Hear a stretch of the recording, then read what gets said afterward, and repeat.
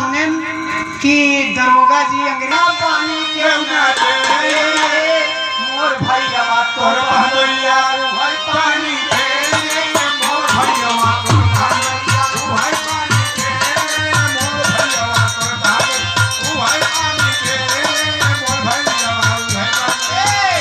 अरे खर्चा खर्चा करे बराती खर्चा क्यों ना दे रे मोर भैया तोर भैया भाई खर्चा दे मोर भैया तोर भैया भाई खर्चा दे मोर भैया तोर भाई खर्चा दे जम्फर हरजन कहाई राम